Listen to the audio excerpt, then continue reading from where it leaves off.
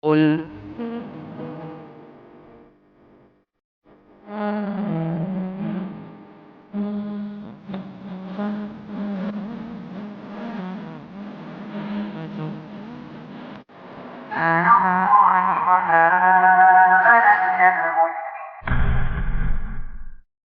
Bismillahirrahmanirrahim. Assalamualaikum warahmatullahi wabarakatuh. Alhamdulillahirabbil alamin. Hamdan katsiran thayyiban barakan fi kama yuhibbu rabbuna wa yarda. Wa asyhadu an la ilaha illallah wahdahu la syarikalah wa asyhadu anna Muhammadan abduhu wa rasuluh. Allahumma shalli ala nabiyyina Muhammad wa ala alihi wa man tabi'ahum bi ihsanin ila yaumiddin. Allahumma inna nas'aluka ilman nafi'a wa rizqan thayyiba wa amalan mutaqabbala. Alhamdulillah, para jamaah sekalian yang mungkin senantiasa dirahmati dan diberkahi oleh Allah Subhanahu wa taala. Kita bersyukur di kesempatan malam hari ini kita berada dalam keadaan kesempatan sore hari ini kita berada dalam keadaan sehat walafiat untuk melanjutkan kajian rutin kita setiap Senin sore, membahas kali ini kitab Umdatul Ahkam yang membahas tentang masalah hukum-hukum dari hadis-hadis yang ada dalam kitab Sahih Bukhari dan Muslim. Pada kesempatan terakhir kita telah membahas hadis nomor 77. Saya ulang sedikit hadis nomor 77 tadi dari sahabat Anas bin Malik. Ini masih seputar membahas tentang masalah shaf salat. Yaitu Anas bin Malik mengatakan bahwasanya neneknya Mulaikah itu pernah mengundang Rasulullah SAW untuk menghadiri sebuah hidangan yang ia buat. Beliau SAW pun memakannya. Seusai dari menyantap hidangan tersebut, Nabi SAW itu bersabda, "Kumu fali usolli lakum." Berdirilah, aku akan mengimami kalian untuk sholat. Berdirilah, aku akan mengimami kalian untuk sholat. Kemudian Anas bin Malik lantas berkata, aku berdiri menuju sebuah tikar yang warnanya telah menghitam karena begitu lama dipakai. Lalu tikar tersebut aku perciki dengan air. Lantas Rasulullah SAW berdiri di atasnya. Lalu aku membuat shaf bersama yatim yang berada di belakang beliau, dan juga ada seorang wanita tua di belakang kami lagi. Kemudian Rasulullah SAW salat 2 rakaat mengimami kami. Selanjutnya beliau beranjak pergi.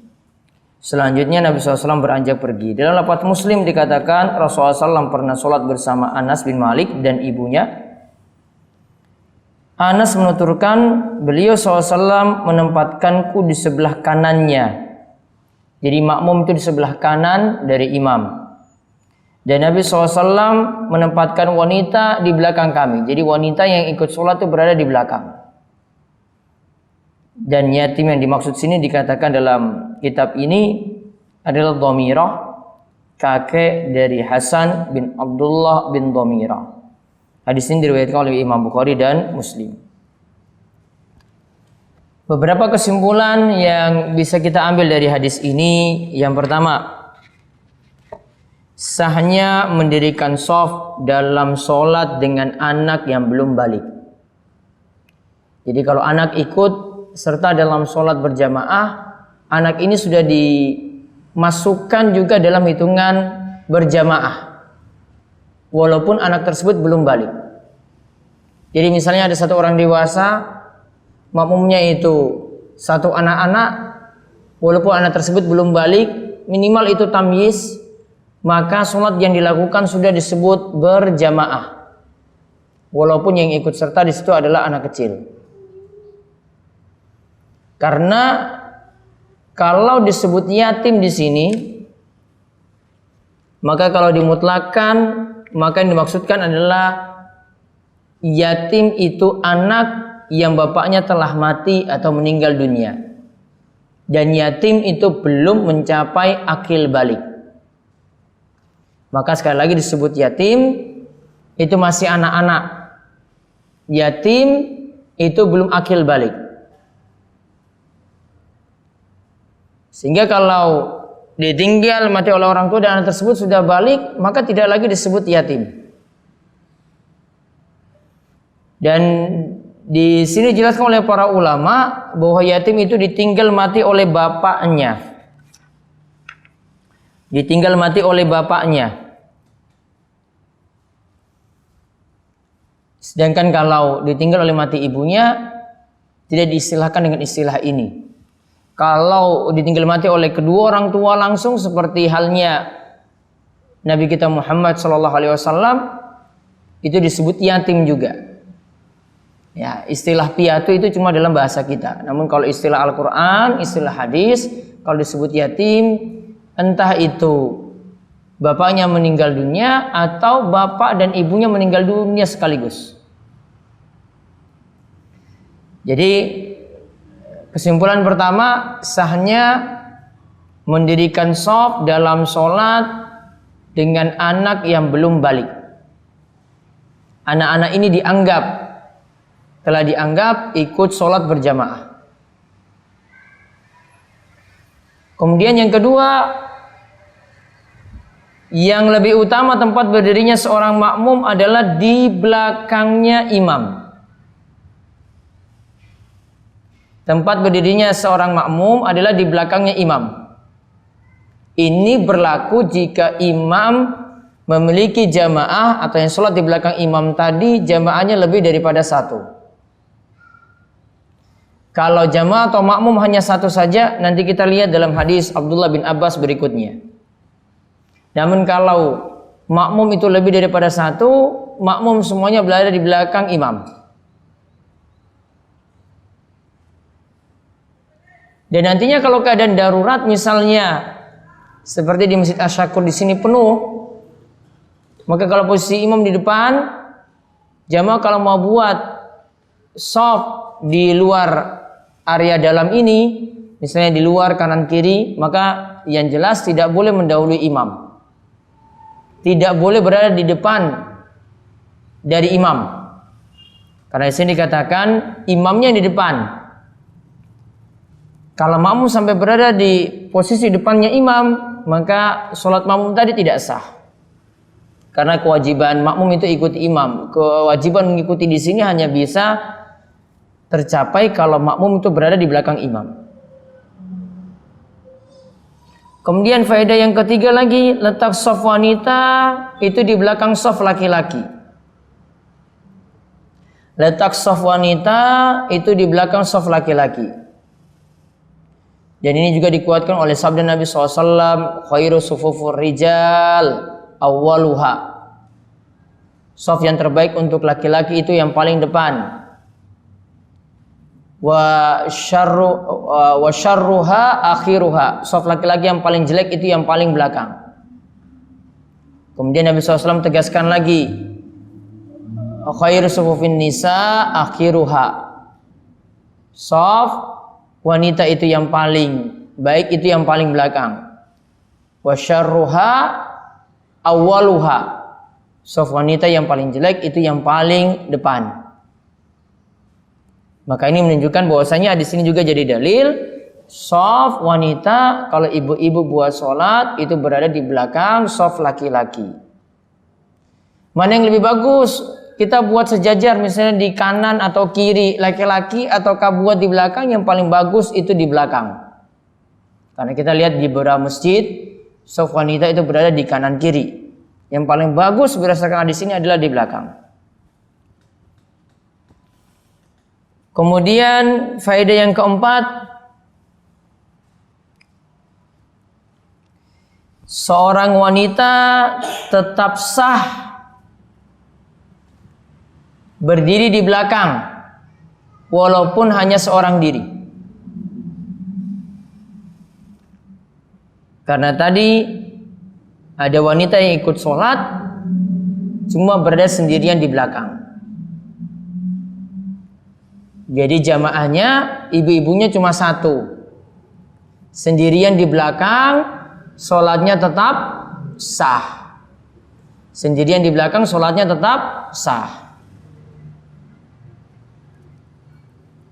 Kemudian faedah yang kelima, diperbolehkan untuk berjamaah dalam sholat sunnah, meskipun pada dasarnya tidak disyariatkan berjamaah.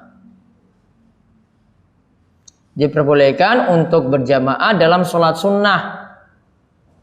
Contoh sholat duha boleh berjamaah, sholat tahajud boleh berjamaah, namun asalnya sendiri-sendiri. Namun sekali-kali berjamaah itu dibolehkan. Makanya di sini diberi catatan dengan syarat tidak menjadikannya sebagai kebiasaan yang berkelanjutan. Artinya tidak dilakukan kebiasaan terus-menerus. Namun kalau bentuknya sekali-kali boleh atau bentuknya pengajaran boleh.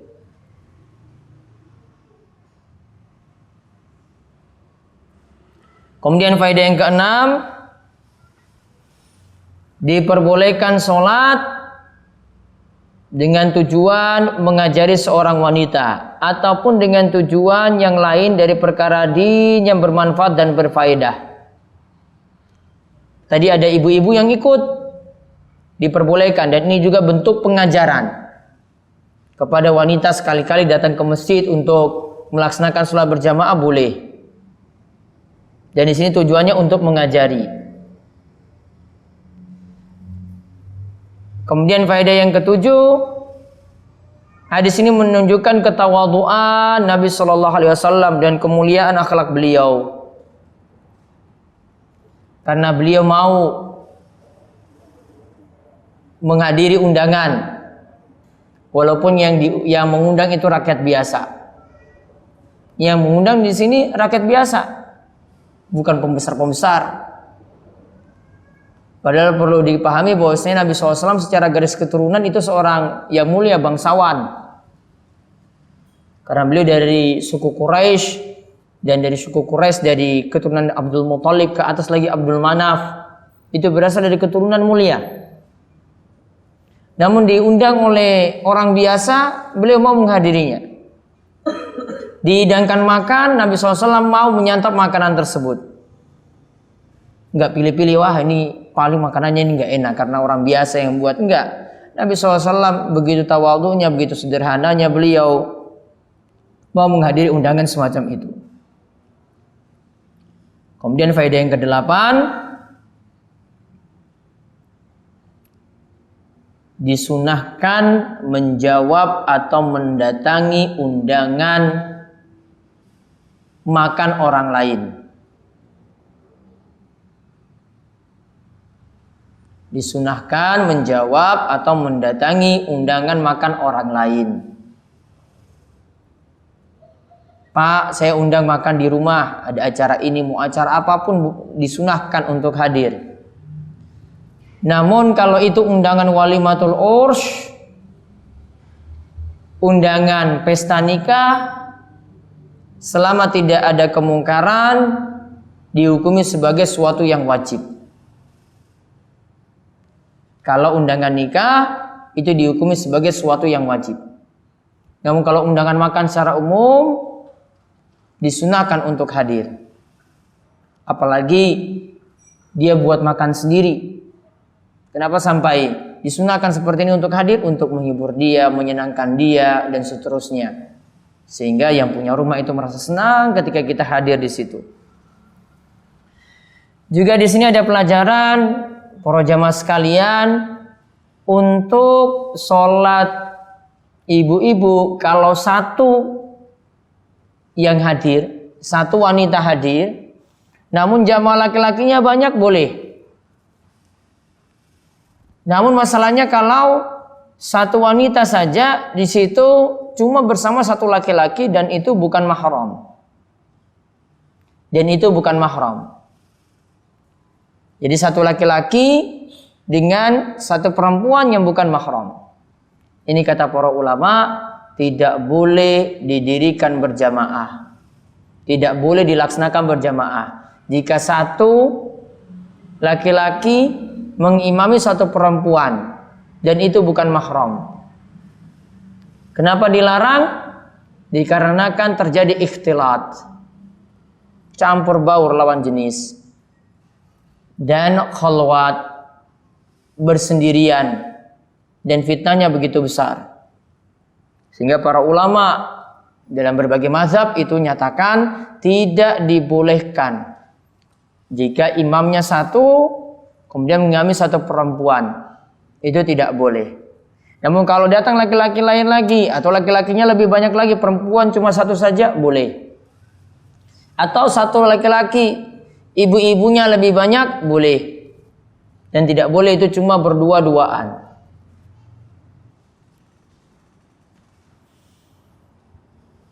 Juga di sini jadi dalil tadi yang telah saya singgung, bisa tambahkan faedah yang lainnya, tidak boleh campur baur atau ikhtilat antara laki-laki dan perempuan.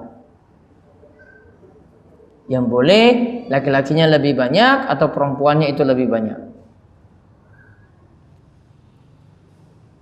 Nah, itu saking hadis dari Anas bin Malik. Sekarang kita lihat hadis 78, hadis saking Abdullah bin Abbas radhiyallahu anhuma. Abdullah mengatakan, "Bittu inda khalati Maimunah lailatan." Aku pernah menginap di rumah bibiku, yaitu bibiku yang bernama Maimunah, pada suatu malam. Faqama Nabi SAW yusalli minal lail faqumtu an yasarihi fa'akhadha bi ra'si fa'aqamani an yaminihi. Ketika itu Rasulullah SAW bangun untuk sholat malam. Aku berdiri sebelah kiri beliau. Kemudian Nabi SAW menarik dan memindahkanku ke sebelah kanan beliau. Jadi Ibnu Abbas itu awalnya menginap di rumah bibinya tadi. Dia sholat malam bersama Nabi. Awalnya dia di sebelah kiri. Kemudian Nabi SAW pindahkan Ibnu Abbas ini ke sebelah kanan. Lalu Anas bin Malik kemudian disertai anak yatim menjadi jamaah di belakang, tambah lagi satu orang wanita ikut jamaah juga ketika itu. Nah, kali ini kita lihat hadis ke-78. Tadi hadisnya telah kita baca, yaitu Abdullah bin Abbas radhiyallahu anhuma itu menyatakan ia pernah bermalam di salah satu rumah bibinya, yaitu Maimunah. Dan Maimunah ini adalah salah satu istri Nabi Shallallahu Alaihi Wasallam. Nah, ketika itu Nabi Shallallahu Alaihi Wasallam sholat malam, yusolli minal lail. Di sini tidak disebut bangun tidur setelah dari bangun tidur ataukah tidak diawali tidur terlebih dahulu. Pokoknya ketika itu Nabi Shallallahu Alaihi Wasallam melakukan sholat malam. Fakumtu an yasarihi. Ibnu Abbas katakan, aku berdiri samping kiri Nabi Shallallahu Alaihi Wasallam. Padahal tadi kita lihat dalam hadis Anas, posisi makmum itu di belakang. Dan telah kita singgung tadi, ya, kalau satu jamaah maka tempatnya itu di kanan. Nah, di sini dikatakan Ibnu Abbas sholatnya di kiri. Ya, Ibnu Abbas sholatnya di kiri imam. Jadi imamnya sebelah kanan, makmumnya di sebelah kiri. Maka karena posisinya yang tidak tepat, kurang tepat, maka ketika itu fa'akhadha bi ra'si. Nabi SAW pegang kepalaku. Fa'aqamani an yaminihi. Lantas memutarku sehingga aku berada di posisi kanan beliau. Hadis ini diriwayatkan oleh Imam Bukhari dan Muslim. Faedah yang bisa kita ambil dari hadis ini, yang pertama, lebih utama bagi makmum kalau satu orang berdiri di sebelah kanan imam. Lebih utama bagi makmum kalau satu orang berdiri di sebelah kanan imam. Apakah sebelah kanan persis jejer dengan imam ataukah agak mundur ke belakang? Para ulama berbeda pendapat. Kalau dalam mazhab Syafi'i, agar dibedakan mana imam mana makmum, maka makmum agak mundur sedikit ke belakang. Namun wallahu a'lam bishawab, hadis ini konsekuensinya menunjukkan kalau di sebelah kanan berarti jejer, berarti sejajar dengan imam. Ya, kalau makmumnya itu cuma satu orang, konsekuensinya dari hadis ini karena tidak disuruh agak mundur ke belakang, namun dibilang sebelah kanan, Rasulullah SAW memutarku sehingga aku, yaitu Ibnu Abbas, itu berada di sebelah kanan, berarti posisi makmum ketika hanya satu orang adalah di sebelah kanan imam persis, tidak dibuat agak mundur ke belakang. Ada penjelasan dari Syekh Al-Albani, beliau katakan sunnah bagi seorang yang sendirian dan ia sholat bersama imam, maka ia berdiri sebelah kanan imam dengan tidak lebih maju atau lebih mundur dari imam. Jadi posisinya sejajar dengan imam. Kenapa dimaknakan demikian? Makna tekstual kita lebih dahulukan daripada kita takwil. Tekstual itu makna zahir, itu lebih kita dahulukan. Ini teksnya kanan, ya kanan ya kanan. Kalau disuruh agak mundur, pasti Nabi SAW itu akan disebutkan di sini akan membuat Ibnu Abbas sebelah kanan dan agak mundur sedikit ke belakang. Namun tidak disebutkan dalam riwayat ini. Dan belum ada pendukung juga dari riwayat yang lainnya. Sehingga sekali lagi posisi imam kalau satu jamaah itu posisinya di sebelah kanan persis, jejer dengan imam. Maka kita bisa ambil dua kesimpulan berarti tentang posisi sholat berjamaah. Kalau imamnya itu imamnya sendiri bersama makmum satu orang, maka posisi makmum sebelah kanan. Namun kalau makmum itu sudah lebih daripada satu, sudah dua orang, tadi seperti dalam hadis Anas bin Malik, atau lebih daripada dua orang, maka posisi makmum semuanya di belakang. Maka posisi makmum semuanya di belakang. Ya, maka ada dua keadaan. Kalau satu saja sebelah kanan, namun kalau sudah lebih daripada satu semuanya mundur ke belakang. Maka kalau posisinya sebelah kanan tadi, saat satu orang makmumnya, maka kalau ada jamaah yang datang lagi, maka nanti dia cukup berisyarat supaya jamaah yang di depan tadi jejer dengan imam itu mundur ke belakang. Ya, biasanya itu menepuk pundak. Walaupun tidak ada dalil khusus dalam masalah ini. Ya, tidak ada dalil khusus untuk menepuk pundak semacam tadi, namun itu isyarat, cuma untuk membantu saja. Kalau orang yang biasa sholat berjamaah dan tahu itu telat, pasti paham, oh ini disuruh mundur ke belakang. Jangan dia tambah nengok ke kanan lagi. Ya. Terus ada apa belakang? Ya, nengok ke kanan karena ada sebagian enggak paham. Diberi tanda kayak gitu maksudnya untuk mundur. Ada yang mau nengok ini saya dipanggil untuk apa ini? Walaupun dia cuma nengok ke kanan. Ya. Tanda ini jarang-jarang sholat berjamaah berarti. Ya, kalau paham sholat berjamaah dikasih isyarat gini sudah paham, oh saya harus mundur ini. 1-2 langkah ke belakang. Dan bergeraknya orangnya tadi dari depan itu ke belakang, ini keadaan darurat. Dibolehkan, tidak membatalkan sholat. Nah, sedangkan posisi ibu-ibu tadi posisinya di mana? Di belakang semuanya. Entah satu orang, entah itu lebih daripada 1, 2, seterusnya. Semuanya di belakang. Mau kanan atau ke kiri, terserah, pokoknya di belakang. Tidak ditetapkan di sini dalam hadis Anas tadi. Tidak ditetapkan khusus, apakah sebelah kanan persis sebelah kanannya atau sebelah kirinya, pokoknya di belakang. Dan itulah shaf yang terbaik untuk ibu-ibu, untuk para wanita. Kemudian faedah yang kedua, tetap sah posisi makmum di sebelah kiri imam. Jadi tadi posisinya Ibnu Abbas sebelah kiri cuma menunjukkan dipindah ke kanan. Kanan ini cuma menunjukkan afdholiyah. Karena Ibnu Abbas ketika itu cuma lanjut sholat. Andai itu tidak sah, Nabi SAW pasti akan suruh Ibnu Abbas, kamu ulangi sholatmu. Posisimu itu nggak tepat. Namun kan cuma dipindahkan. Berarti sholatnya tetap lanjut. Seandainya itu tidak, maksudnya di sini sholatnya itu tidak sah dikarenakan posisinya sebelah kiri, Rasul pasti di akhir sholat akan negur. Sebagaimana Nabi SAW biasa menegur orang-orang yang sholatnya bermasalah. Ya, ada beberapa sholat yang bermasalah, Nabi SAW itu negur.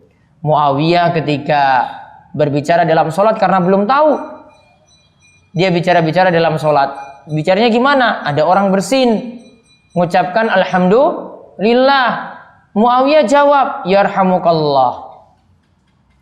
Terjadi interaksi, ini ngomong lagi. Berarti ada lawan bicara, nggak boleh. Muawiyah belum paham juga. Ketika itu dia malah dipelototin oleh jamaah yang lain, dia juga melototin yang lainnya. Kalian ngapain lihat saya? Dia balas melototin lagi, ngapain kalian lihat saya? Sudah salah, gak sadar juga. Ya memang belum tahu. Maka setelah sholat, Rasulullah SAW negur Muawiyah. Muawiyah katakan, Masya Allah, Rasulullah SAW itu negurnya halus sekali. Saya tidak pernah melihat orang yang membetulkan yang lain yang lebih bagus daripada Rasulullah SAW. Dia nggak bilang, Muawiyah kamu tuh bodoh sekali, masa kayak gini saya nggak paham. Kamu ini di mana saja, kok baru hari ini baru tahu. Ya, Nabi SAW kata Muawiyah, Masya Allah negurnya itu sopan sekali, santun sekali. Saya tidak dihardik, saya tidak dibodoh-bodohin, saya tidak dicela. Cuma Rasulullah SAW katakan pada saya, ya wahai Muawiyah, dalam sholat itu tidak boleh ada kalam manusia, tidak boleh ada pembicaraan manusia. Karena tadi kan ngobrol. Ini alhamdulillah, ini jawab, ya rahmukallah, wes ngobrol.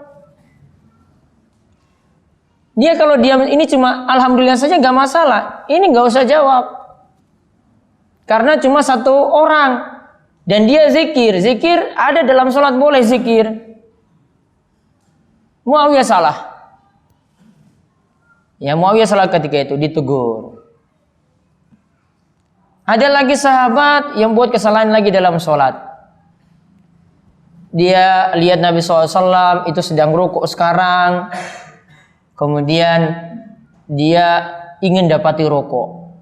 Dia yakin bahwasanya dapat rukuk, dapat 1 rakaat. Maka sejak dari pintu Allahu Akbar, sudah dari pintu dia rukuk. Kemudian dia jalan sambil rukuk masuk dalam shaf. Sudah dari sana itu dia takbir itu. Allahu Akbar langsung rukuk. Wah nanti saya telat ini dari Nabi SAW. Nabi sudah rukuk. Jangan-jangan sampai di shaf Nabi SAW bangkit. Dia dari sana itu sudah rukuk. Allahu Akbar ruku sambil jalan. Orang gamping mungkin belum pernah ini. Ini di masa Nabi Shallallahu Alaihi Wasallam. Dia jalan dari sana sampai di sini. Kemudian diberitahukanlah sahabat ini dia lakukan kesalahan. Salahnya apa? Salahnya apa tadi? Ya jalan dari pintu tadi. Yang tepat itu adalah gimana? Sampai shaf. Allahu Akbar, turun ruku. Ikuti imam. Namun tadi dia lakukan apa? Dari situ rukuknya. Maka Rasulullah SAW tegur dia. Zadakallahu khairan. Rasulullah SAW juga tidak bodoh-bodohin dia. Rasul katakan, aduh, Mas, kamu itu semangat sekali. Semangatnya kenapa? Ya dari pintu sudah ruku. Zadakallahu khairan. Mugi-mugi Allah tambah kamu itu rasa semangat. Biar kamu tambah semangat terus. Rasulullah angkat dia dulu ke atas. Jadi nggak jatuhkan dia. Rasulullah angkat dia dulu. Mudah-mudahan Allah tambahkan kamu semangat. Akan tapi wala ta'ud yang tadi nggak usah diulangi. Ngangkat dulu. Kalau kita kan jatuhkan dulu. Ya nah? Kalau kita negur orang, betulkan orang, mau nasihatin orang, jatuhkan dulu. Ya selalu kamu ini sudah masa nggak paham kamu masa dari situ kamu ini. Ya kalau Nabi SAW angkat dulu, diangkat. Zadakallah hirsan. Mugi-mugi Allah tambah kamu semangat. Wala ta'ud Namun yang tadi itu jangan diulangi. Apa yang tidak boleh diulangi? Rukuk sambil jalan dari pintu. Terus mau lakukan gimana? Sampai soft dulu, Allahu Akbar, baru turun rukuk. Apa yang dilihat oleh Nabi SAW? Ada yang salah, Nabi betulkan. Kemudian faedah yang berikutnya lagi, tadi sudah disebutkan, makmum yang hanya seorang diri, posisinya di sebelah mana tadi? Afdolnya sebelah kanan. Imam sebelah kiri, makmum sebelah kanan. Jejer dengan imam. Jadi kalau ada yang di sebelah kiri, dipindahkan dari kiri ke kanan. Tadi gerak atau tidak? Pindahkan tadi makmumnya bergerak atau tidak? Bergerak. Pindah tempat. Maka faedah berikutnya lagi, ya, bahwasanya bergerak jika ada kebutuhan. Bergerak jika ada kebutuhan dalam sholat tidak membatalkan sholat. Bergerak jika ada kebutuhan dalam sholat tidak membatalkan sholat. Contoh, satu orang di depan sini wudunya batal, terus keluar, dan dia boleh lewati shaf yang ada. Itu tidak masalah. Namun masalahnya saf sini ada yang kosong, ini harus gerak, ini harus gerak. Atau kalau mungkin di pojok sana yang belakang itu maju. Maka untuk memenuhi saf yang kosong tadi boleh makmum itu bergerak. Dia bergerak yang satu ke kiri atau yang di belakang itu maju ke depan, isi saf yang kosong. Seperti itu boleh. Padahal di sini di luar gerakan sholat, karena di sini sebabnya butuh. Maka gerakan tambahan dalam sholat kalau dalam keadaan butuh boleh. Gerakan tambahan dalam sholat kalau dalam keadaan butuh itu boleh. Misalnya lagi HP-nya bunyi, dan HP kita itu cuma dipencet salah satu tombol saja bisa mati kan? Ya. Dan ini agak mengganggu. Boleh nggak makmum ketika itu mencet ketika dalam keadaan sedekap lagi mendengar imam baca surat, kemudian dia matikan HP-nya? Jawabannya boleh, karena bergeraknya di sini juga dalam keadaan butuh. Yang masalah, ini tambah masalah lagi, ini lebih darurat lagi kalau HP-nya itu suaranya campur sari. Imamnya lagi baca surat Idza zulzilatil ardu zilzalaha. Sudah bacanya bagus-bagus, di belakang campur sari. Ini baru ada di zaman ini loh, belum ada di zaman Nabi SAW. Ya, campur sari baru masuk masjid itu baru ada di masa 2000-an. Nggak ada di zaman dulu, itu nggak ada. Dulu itu nggak ada campur sari masuk masjid, ini orang sholat terus kedengaran, itu nggak ada. Namun zaman sekarang, aduh, kita nganggap wajar ya, gimana lagi mau nasihati. Kadang jamaah juga tidak matikan HP. Ini lebih darurat lagi untuk dimatikan. Kadang yang punya HP ini nggak mau gerak-gerak juga. Ini dia nggak, aduh nanti batal sholat saya. Ya belum paham. Padahal bergerak yang seperti ini dalam keadaan butuh, wajib matikan. Maka ini lebih darurat lagi. Saya suruh kamu pakai nada dering seperti itu. Kemudian pada yang berikutnya lagi, tadi yang sholat itu adalah Ibnu Abbas. Ibnu Abbas masih kecil. Ya, Ibnu Abbas masih kecil. Ibnu Abbas sholat bersama Nabi SAW. Maka satu orang dewasa bersama satu orang anak-anak itu sudah dianggap berjamaah. Satu orang anak kecil bersama satu orang dewasa, kalau buat sholat mereka sholat bareng, maka sudah disebut berjamaah.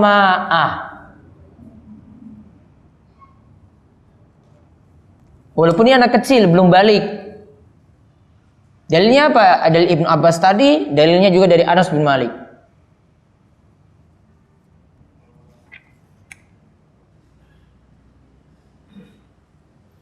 Kemudian faedah yang berikutnya lagi, ini menandakan Ibnu Abbas itu semangat cari ilmu. Karena dia ingin tahu Nabi SAW sholat gimana. Sudahlah saya ikut Nabi sholat. Jadi dia ingin tahu praktek Nabi SAW langsung. Dan itulah yang terjadi di masa para sahabat. Mereka ingin langsung tahu praktek Nabi SAW saat sholat. Ada yang bersengaja seperti ini, tahu cara sholat Nabi SAW itu bagaimana. Ada yang ingin menemani Nabi SAW ketika safarnya, tahu cara puasa Nabi SAW ketika safar, beliau puasa ataukah tidak. Kalau sini cara sholat, tahu. Juga faedah selanjutnya lagi,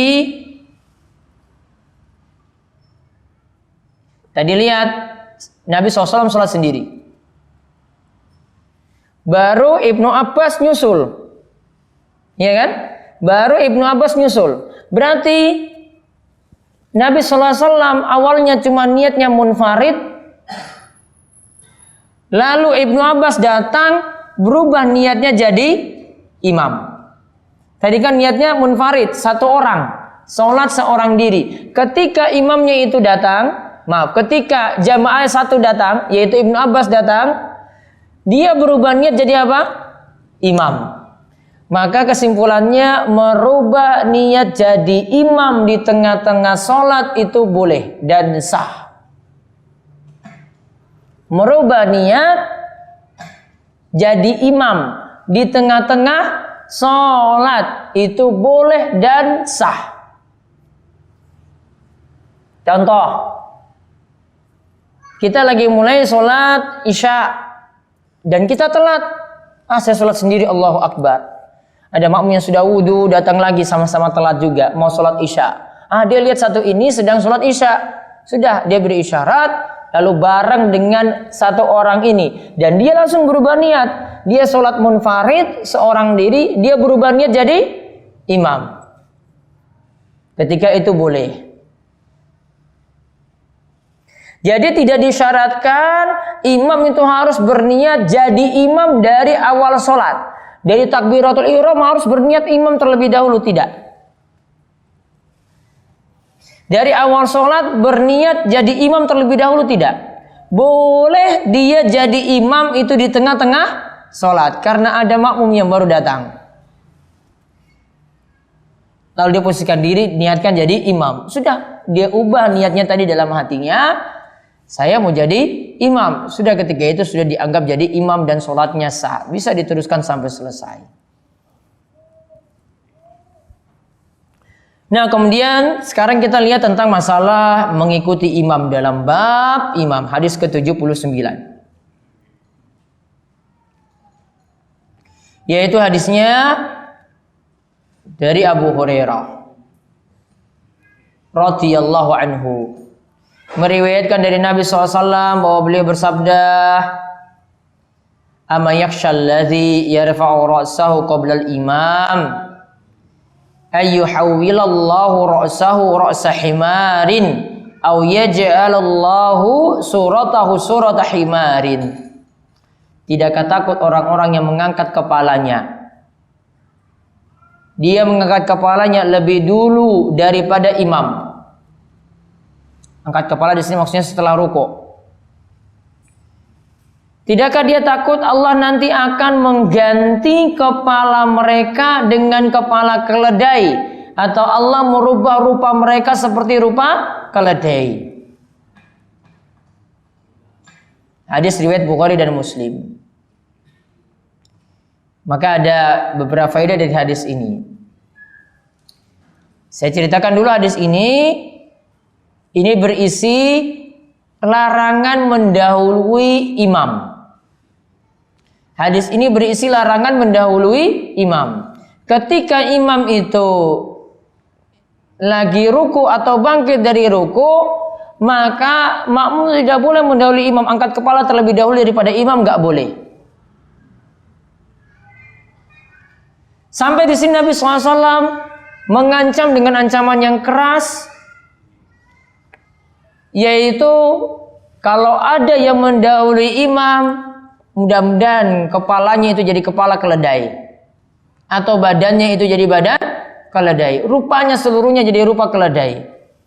Ini ancaman dari Nabi SAW. Disimpulkan oleh para ulama, perbuatan ini termasuk dosa besar. Karena punya ancaman dengan ancaman tertentu. Punya ancaman dengan hukuman tertentu. Diubah kepalanya jadi kepala keledai. Atau rupanya menjadi rupa keledai. Maka faedah yang bisa kita ambil dari hadis ini, yang pertama, diharamkan mengangkat kepala dari sujud atau rukuk lebih dulu daripada imam.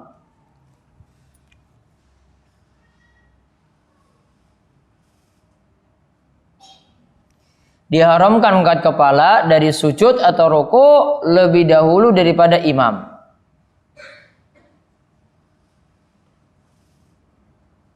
Dan ini berdasarkan kesepakatan para ulama juga, kesepakatan para ulama, kata Ibnu Taimiyah, hal itu diharamkan.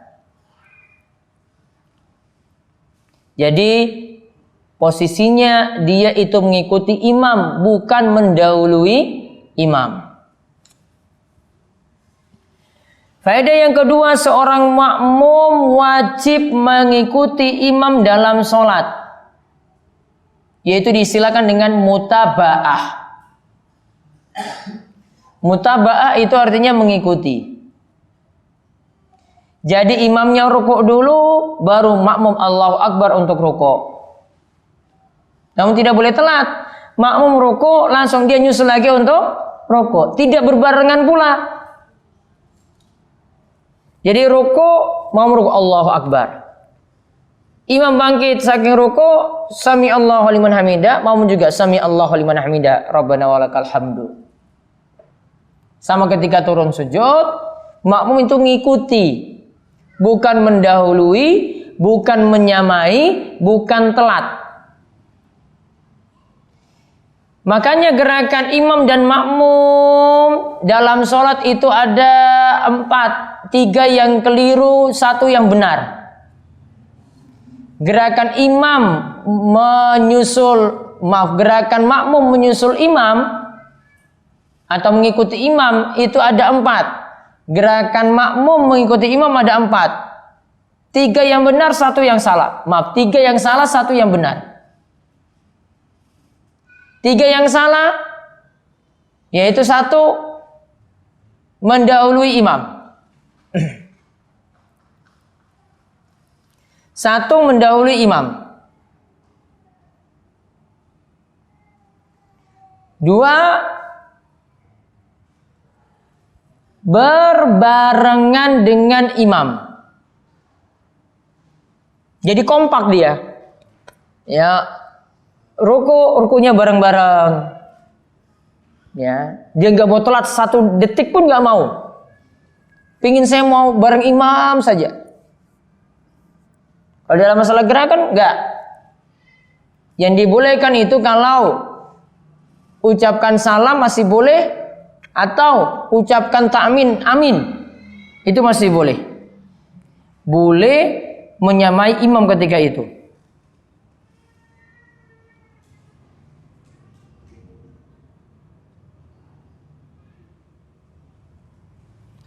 Kalau yang dalam ucapan itu masih dibolehkan, takbiratul ihram bareng imam masih boleh, atau ucapan salam bareng imam itu masih boleh.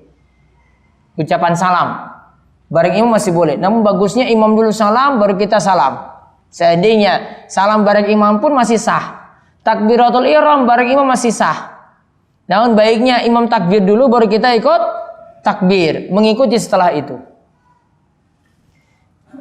Jadi yang pertama mendahului imam, yang kedua berbarengan dengan imam, yang ketiga telat dari imam.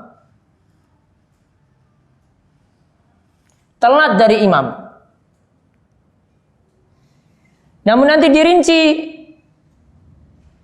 untuk 3 hal ini. Ada yang menyengaja lebih cepat daripada imam, menyengaja lebih telat daripada imam.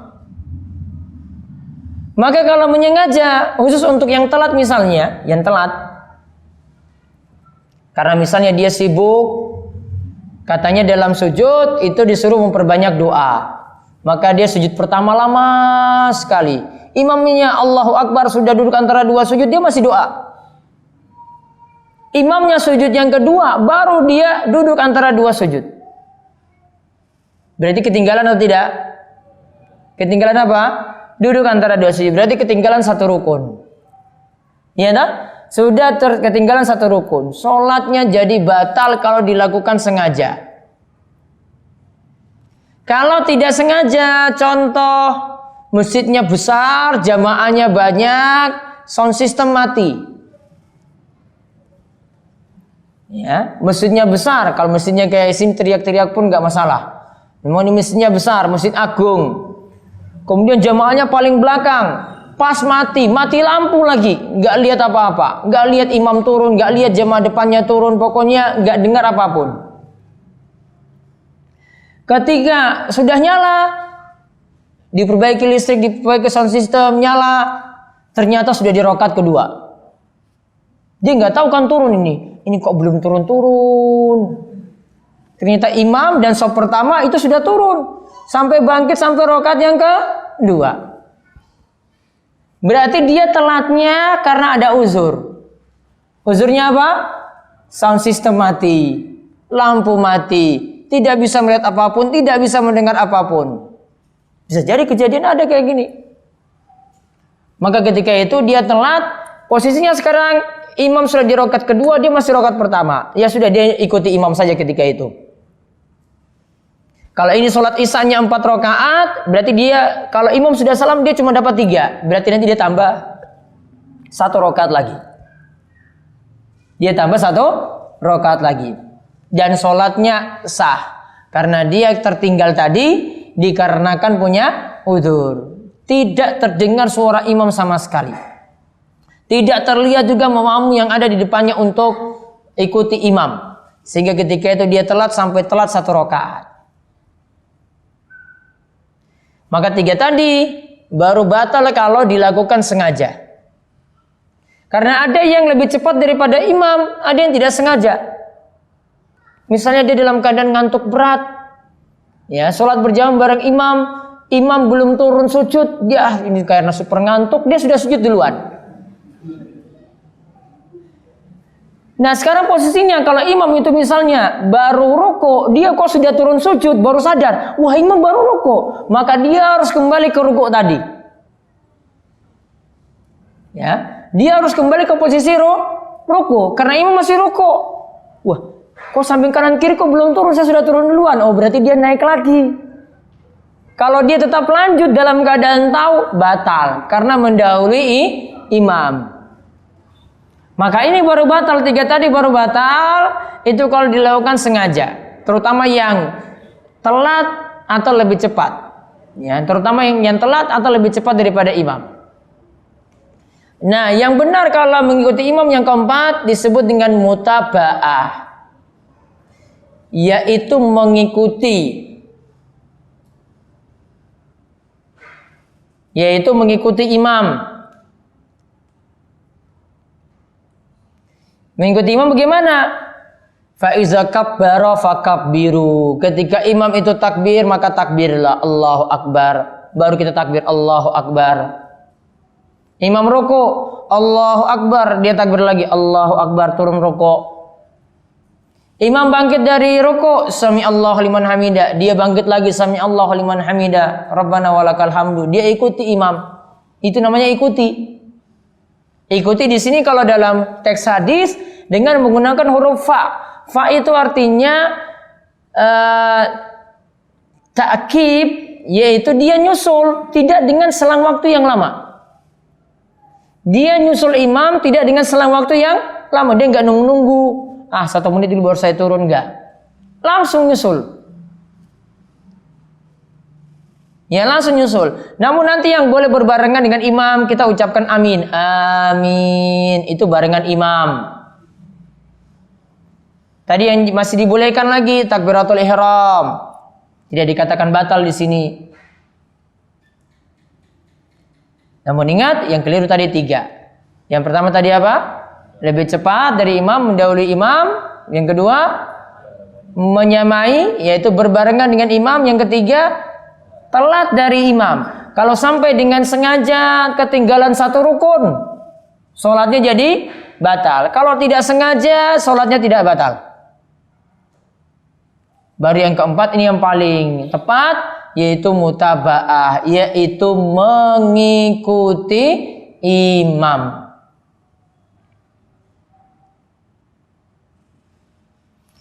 Kemudian faedah yang berikutnya lagi dari hadis ini,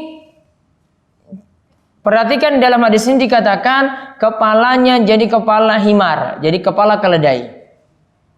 Maka para ulama simpulkan balasan itu sesuai dengan amal perbuatan. Karena yang gerak tadi itu kepala. Kepalanya dia ngangkat terlebih dahulu daripada imam. Maka hukumannya pas jika kepalanya yang diubah jadi kepala keledai.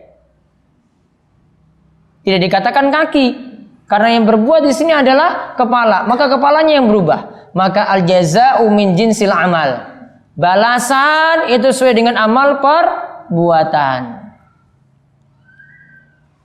Balasan itu sesuai dengan amal perbuatan. Sama seperti apa yang Nabi SAW ceritakan juga tentang sisaan di neraka bagi pemakan riba. Ketika Nabi SAW itu lihat, ketika peristiwa Isra Mi'raj, Nabi SAW ditampakkan tentang siksa-siksa dalam neraka. Ketika itu beliau lihat ada seseorang yang berenang di lautan darah berwarna merah. Kemudian dia berjalan ke tengah, kemudian sampai ke pinggir, lalu ada yang nyuapin. Kemudian balik lagi ke tengah lagi, kemudian datang ke pinggir lagi, terus ada yang nyuapin. Kenapa balasan bagi pemakan riba itu dengan cara disuap semacam itu? Karena di dunia itu dia posisinya itu adalah makan.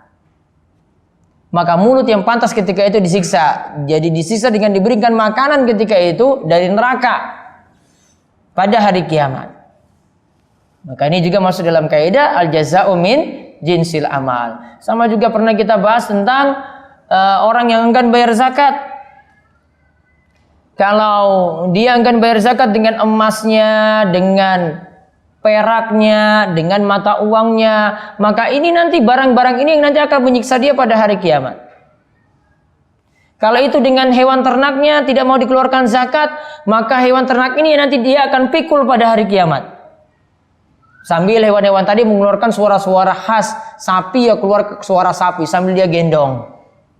Ini orang yang gak mau keluarkan zakat dari sapinya. Kalau kambing, dia gendong kambingnya tadi, lantas keluarkan suara juga. Ini kambing yang dulu dia tidak mau keluarkan zakatnya. Maka al-jaza'u min jinsil amal. Balasan sesuai dengan amal perbuatan. Kemudian faedah yang berikutnya lagi, ancaman orang yang mendahului gerakan imam. Kepalanya akan diganti kepala keledai. Terus kita mau imani bagaimana? Imani saja secara tekstual. Ya, imani saja seperti itu, nggak usah ubah-ubah maknanya. Dan itu sekaligus nakut-nakuti orang. Hati-hati, kamu mendahului imam, kepalamu berubah jadi kepala keledai. Kalau dia nantang, tunggu saja nanti Allah yang bisa merubah. Karena banyak yang mau nantang-nantang hadis Nabi SAW. Ada yang dinasihati, dia pernah mendengar hadis. Nabi SAW katakan setelah bangun tidur, janganlah kamu celupkan tanganmu ke dalam bejana langsung. Jangan celupkan. Nabi SAW katakan, la tadri aina batat yaduh. Karena kamu tidak tahu tadi malam itu tanganmu jalan-jalan kemana. Perlu dijawab atau tidak? Nggak perlu dijawab. Orang ini jawab, oh saya tahu tangan saya tadi malam jalan kemana. Ya, akhirnya ketika itu dia buang hajat atau ceritanya bagaimana? Akhirnya ketika itu karena dia istilahnya dia itu menjelekkan hadis Nabi SAW, mencela hadis Nabi SAW, tangannya ketika itu masuk dalam dubur sepanjang ini. Tangannya masuk dalam dubur. Para ulama katakan ini loh tadi orang yang hina hadis Nabi SAW. Coba kalau dia tidak jawab tadi. Ya, coba kalau dia tidak jawab tadi, nggak akan terjadi. Dia jawab lagi, oh saya tahu itu, ngece dia. Dia ingin mencela Nabi SAW, ingin merendahkan hadis Nabi SAW. Baik, ada pertanyaan?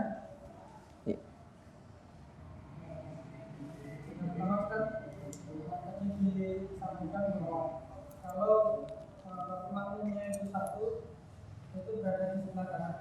Kalau lebih dari satu, itu semua makmumnya di belakang. Pertanyaan saya, kalau dua makmum itu adalah laki-laki dan perempuan, itu yang laki-laki itu tetap di sebelah kanan atau di belakang? Bagaimana kalau makmum imamnya satu, makmumnya dua? Tadi kan disampaikan kalau makmumnya ada dua, itu semuanya di belakang. Kalau makmumnya ada dua, laki-laki dua, semuanya di belakang.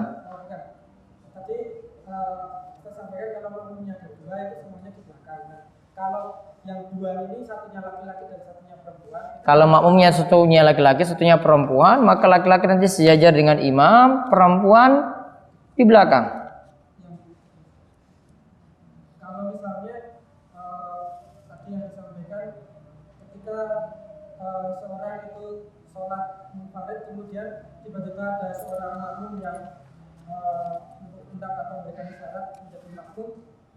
Ketika si imam itu sudah membaca Al-Fatihah di pertengahan surat misalnya, kemudian di tepuk pundaknya, kemudian saat itu menjadi imam, ketika di rakaat pertama atau kedua yang bacanya itu jahar, si imam itu harus membaca dari awal Al-Fatihah atau sampai. Baik. Jadi ketika ini misalnya sholat maghrib, makmum itu tiba-tiba datang di tengah-tengah kita baca Al-Fatihah. Awalnya kita lirih, apakah langsung dikeraskan ketika itu di tengah-tengah makmum itu datang? Maka langsung dikeraskan di tengah-tengah, tidak perlu ulang dari awal, tinggal lanjutkan saya suratnya. Iya.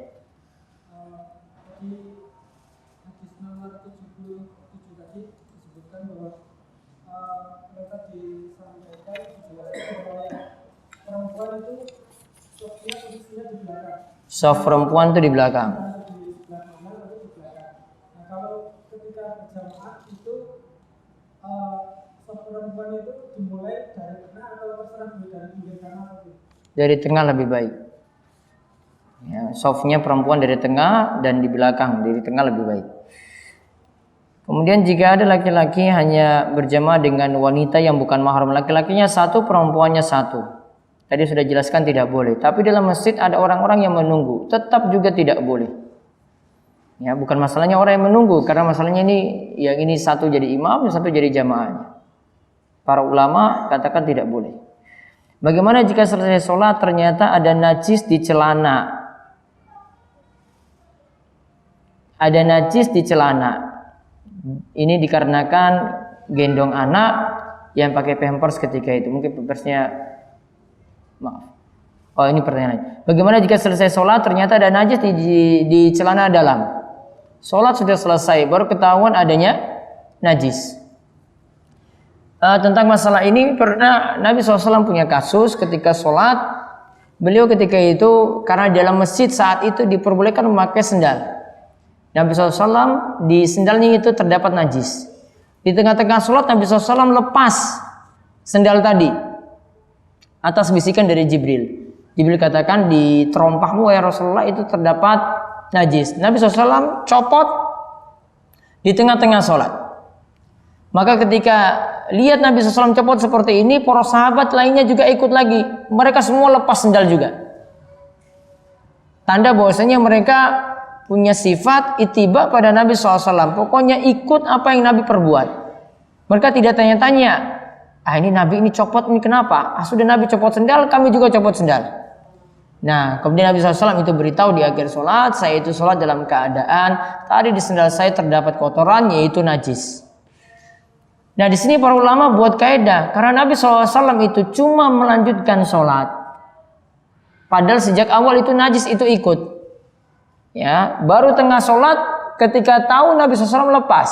Maka ada kaidah kalau najis baru diketahui nanti ba'da sholat, maka sholatnya tetap sah. Kalau baru diketahui ba'da sholat, sholatnya tetap sah. Namun kalau ini lupa wudu itu berbeda lagi. Kalau lupa wudu Kita baru ingat nanti ba'da sholat, baru ingat, tadi saya itu sholat belum wudu.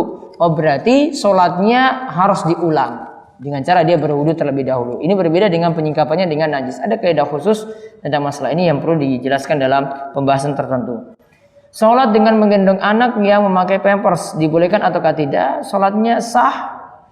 Ya, selama tadi tidak ada najis yang nempel di pakaian atau di celana dari orang yang menggendong. Kemudian batas sholat isya sampai kapan? Sholat isya itu batasnya sampai pertengahan malam. Menurut pendapat yang paling kuat. Ada sebagian ulama yang katakan sampai subuh, ada ulama yang katakan sampai pertengahan malam. Pendapat yang paling tepat sampai pertengahan malam. Nisful lail, tengah malam itu dihitung dari maghrib sampai subuh. Maghrib sampai subuh itu kira-kira 10 jam, tengah-tengahnya itu 5 jam. Berarti kalau nisful lail pertengahan malam itu jam 11 malam. Kira-kira sholat isya itu rampungnya di situ. Harus selesai waktunya di situ. Sholat jamaah shafnya sejajar dengan wanita. Tadi sudah disebutkan dalam hadis Anas, yang lebih baik itu posisi wanita itu di belakang. Walaupun seperti itu juga tetap sah. Namun yang lebih bagus tetap di belakang untuk ibu-ibu. Jika saya sholat qobliyah zuhur, ini baru qobliyah. Lalu ada yang tiba-tiba datang ingin sholat jamaah zuhur. Mungkin dia masbuk juga ini, tapi dia sholat qobliyah dulu. Lalu ada yang datang ingin sholat zuhur. Berarti sholat qobliyah berapa? 2. Sholat zuhurnya 4. Apa yang saya lakukan? Apa ganti niat jadi zuhur? Sholat sunnah ganti wajib nggak bisa. Namun kalau wajib ganti sunnah bisa. Karena kalau sunnah itu derajatnya di bawah, wajib itu derajatnya di atas. Naik jabatan nggak bisa, turun jabatan bisa. Yaitu wajib jadi sunnah boleh. Namun kalau dari sunnah jadi wajib itu namanya naik jabatan, naik tingkatan, nggak boleh. Namun kalau turun boleh. Karena derajatnya lebih tinggi, turun itu lebih mudah. Maka di sini yang dia lakukan tetap niatannya sholat qobliyah zuhur. Makmumnya niatannya sholat wajib zuhur. Berarti yang di depan sholat sunnah, yang di belakang itu sholat wajib. Boleh nggak terjadi beda niat di sini? Boleh. Sebagian sahabat dahulu itu sholat isya bersama Nabi SAW. Dia sholat isya di Masjid Nabawi. Kemudian setelah itu sholat isya rampung. Mereka pulang lagi, jamaah ini yang sudah berjamaah dengan Nabi pulang lagi jadi imam di kampungnya masing-masing. Jadi imam di kampungnya masing-masing, sholat isya'nya dia ulangi. Isya yang kedua statusnya jadi sunnah. Sedangkan jamaahnya sedang sholat wajib. Berarti imamnya itu sunnah, jamaahnya itu wajib. Maka ada beda niat antara imam dan makmum. Pernah juga ada kasus Nabi SAW ketika itu melihat ada sahabat yang belum sholat berjamaah. Dia telat. Sholat jamaah di masjid sudah selesai. Kemudian Nabi SAW itu tanya pada para sahabat, siapa yang mau bersedekah untuk jamaah kita yang telat ini? Kemudian ada sahabat yang ngacung. Padahal sahabat ini sudah sholat wajib bersama Nabi. Dia ulangi sholatnya lagi dengan niatan sholat sunnah, jamaahnya itu sholat wajib. Jadi imamnya sunnah, jamaahnya itu wajib boleh. Adanya beda niat. Dalam mazhab Syafi'i seperti ini dibolehkan. Dalam mazhab Syafi'i seperti ini dibolehkan. Yang nggak tahu ini tidak belajar mazhab Syafi'i. Padahal di negeri kita itu ngaku mazhab Syafi'i, namun seperti ini tidak tahu karena jarang-jarang belajar. Padahal di sini dalam mazhab Syafi'i boleh, imamnya sunnah, jamaahnya wajib boleh, atau sebaliknya imamnya wajib, jamaahnya sunnah juga boleh. Contoh, imamnya wajib, jamaahnya sunnah. Nabi SAW pernah tegur sahabat ketika sekarang lagi sholat wajib, dia cuma duduk di luar. Ketika selesai sholat, Rasul tegur, kenapa kamu tidak ikut jamaah bareng kami? Bagimu walaupun kamu sudah sholat sunnah, kamu ikut sini. Kamu sudah sholat wajib, kamu ikut sini. Bagimu dapat sholat sunnah. Dia jawab, saya di rumah itu sudah sholat. Atau saya di kampung saya itu sudah sholat. Datang ke masjid, Nabi perintah dia, kamu ikut jamaah saja, bagimu sunnah, imamnya wajib. Ya tak? Ada beda niat antara imam dan makmum. Imamnya wajib, jamaahnya sunnah. Tadi ada juga dalil imamnya sunnah, jamaahnya wajib. Berarti boleh. Maka tadi yang sholat qobliyah zuhur lanjut sholat. Tapi dia cuma 2 rakaat dia salam. Nanti yang sholat zuhur dia dapati 2 setelah imamnya salam, maka dia beralih untuk melanjutkan sholat tambah 2 rakaat lagi. Oh, di sini tanya lagi, berarti kan dia qobliyah zuhur. Setelah dia qobliyah zuhur, yang tadi di belakang dia kan sholat zuhur. Boleh nggak saya makmum lagi ke dia? Boleh juga. Dia tadi sudah rampung. Iya betul juga qobliyah. Saya belum sholat zuhur. Saya ke belakang dia lagi untuk sholat zuhur. Ya boleh. baru tahu pertanyaan ada kayak gini. Kemudian ada yang tanya di sini, saya terjemahkan. Dia ini biasanya ikut orang di rumah dan pakai jilbab. Majikannya itu kakung laki-laki. Kemudian dia ketika itu nyuci. Apakah ketika itu dia harus pakai kaos kaki? Ibu-ibu perlu dipahami, yang jelas aurat itu mesti ditutup. Seluruh tubuh kecuali wajah kalian telapak tangan. Kaki itu sebenarnya tidak disyaratkan pakai kaos kaki. Karena pakai kaos kaki pun itu belum menutupi sempurna. Karena bentuk lekuk tubuh masih kelihatan. Makanya wanita itu diperintahkan oleh Nabi SAW. Ketika Nabi SAW sebutkan pakaian laki-laki, Nabi katakan itu di atas mata kaki. Pakaian perempuan, dia tanya, ada wanita yang tanya, wahai Rasulullah, apakah kami juga seperti itu? Rasul katakan, kamu nambah 1 jengkal. Dia katakan pada Rasul, wahai Rasul, 1 jengkal itu kaki kami masih kelihatan. Kalau gitu kamu nambah 1 hasta. 1 hasta hitungannya dari betis. Dari setengah betis. Itu sampai di mana? Sampai nyeret jalan nggak? Sampai nyeret tanah nggak? Nyeret tanah. Makanya kalau ini sudah nutup sampai situ, dia tidak diwajibkan untuk pakai kaos kaki juga, namun untuk menjaga-jaga saja. Maka kalau ditanya tadi apakah saya pakai kaos kaki, kalau memang sudah tutup kakinya, karena aurat itu seluruh tubuh kecuali wajah kalian telapak tangan, maka itu sudah dikatakan sah. Ya, tidak mesti dia pakai kaos kaki ketika itu, karena lagi nyuci. Biasanya ibu-ibu nggak pakai, ya, apalagi di rumah, ya, maka tidak masalah saat itu. Ada yang tanya langsung lagi satu? Belakang dulu Bu, monggo.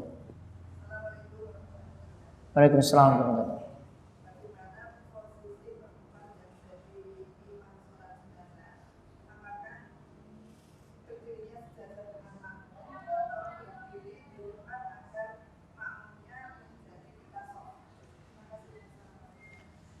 Baik, posisinya sama seperti sholat berjamaah, imamnya yang perempuan di tengah-tengah, jamaah perempuan. Buat 3 shofnya berarti dia nanti imamnya di tengah sini, shof kedua di belakangnya, shof ketiga di belakangnya lagi. Imamnya tetap di tengah-tengah shof. Sama seperti sholat berjamaah biasa. 6 berarti nggak usah buat 3 shof. Nanggung. 6. 3 depan, 2 belakang, 1. Sudahlah 3-3 lah, sudah cukup. Karena buat 3 shaf tadi cuma sunnah. Sunnahnya untuk mendapatkan, tujuannya untuk memberikan syafaat kepada orang yang disolatkan. Tujuannya itu boleh. Mau sejajar semua cuma 6 pun gak masalah.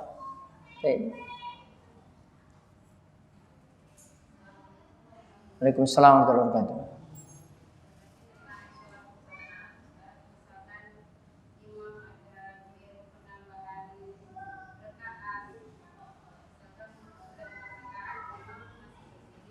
Sudah 4 rakaat, imam masih berdiri di rakaat kelima. Terus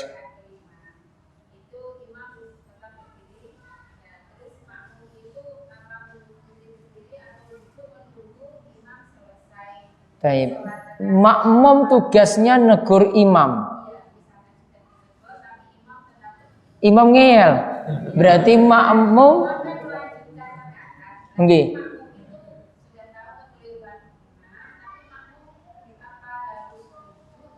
Harus duduk.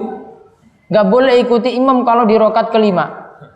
Jadi makmum duduk, imamnya lanjut sudah ditegur, subhanallah. Dia gak mau duduk juga. Teriak lagi tambah keras, subhanallah lagi. Maksudnya laki-laki ya. Perempuan tepuk punggung telapak tangan. Tetap gak mau juga. Oh berarti imamnya ngeyel ini. Sudah jenengan itu bisa. Ketika itu niatnya mufarokoh, saya dan imam pisah. Jadi kan selesaikan tahiyat, setelah itu tinggalkan imam. Karena tidak boleh mengikuti imam dalam hal yang keliru. Tidak boleh mengikuti imam dalam hal yang keliru. Ketika itu imam keliru 5 rakaat. Jadi niatnya sudah pisah. Karena tidak boleh ikuti imam ketika imam salah. Baik, satu. Ya.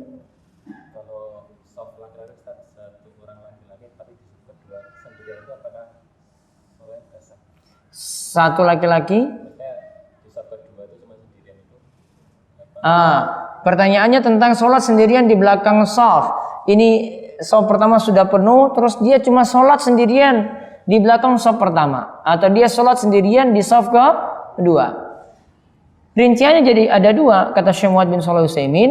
Kalau shaf pertama sudah penuh, tidak mungkin diisi lagi 1 orang, maka terpaksa dia buat shaf di belakang, walaupun cuma seorang diri.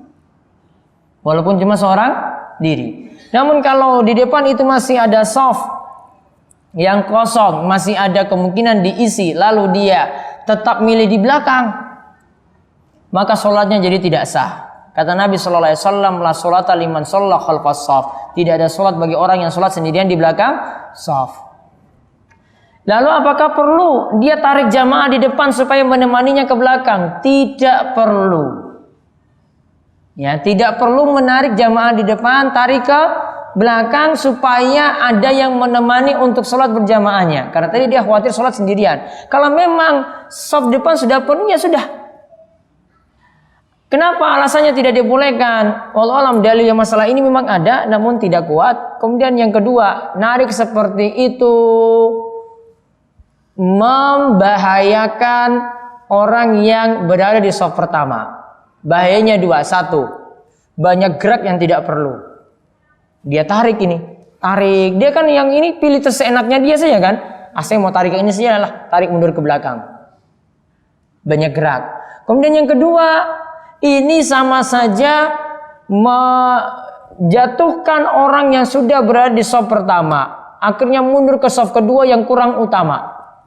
Padahal boleh jadi kalau isyanya jam 7, dia sudah setengah 7, dari jam setengah 7 di sini. Kita seenaknya saja tarik-tarik, dia mundur. Dia beralih ke posisi yang kurang afdol, padahal yang paling afdol di shaf pertama. Maka kerugiannya di situ. Jadi tidak perlu, cukup dia sholat sendirian di belakang shaf karena keadaan darurat. Sedangkan hadis yang katakan tidak boleh sholat sendirian di belakang shaf itu berlaku kalau shaf di depan belum diisi penuh. Mungkin nggak terjadi? Mungkin. Kalau kita sholat di Masjid Agung yang besar, orang itu milih nanti shaf utara, karena sebelah utara itu ada tempat wudhu. Suruh ke selatan, wah jauh sekali selatan. Saya mau ke selatan, wah jauh sekali. Sudahlah, isi utara. Akhirnya kalau datang berikutnya karena sana terlalu jauh, bikinlah di shaf kedua. Padahal di shaf pertama masih bisa diisi, masih kosong. Itulah yang masuk dalam hadis, tidak boleh sholat sendirian di belakang shaf. Wallahu a'lam bishawab. Kita cukupkan dulu, nanti pertanyaan lainnya bisa ditanya pekan depan. Untuk pekan depan Bulughul Maram, mangke selang-seling nggih. Ini Umdatul Ahkam atau yang buku kuning itu. Setelah itu nanti yang pekan depan Bulughul Maram. Nanti berikutnya lagi seperti itu. Kalau bingung ya bawa dua-duanya saja, pahalanya tambah banyak. Ya. Kita cukupkan sekian, kita tutup kalian doa kafaratul majelis. Semoga subhanakallahumma bihamdika asyhadu alla ilaha illa anta astaghfiruka wa atubu ilaik. Assalamualaikum warahmatullahi wabarakatuh.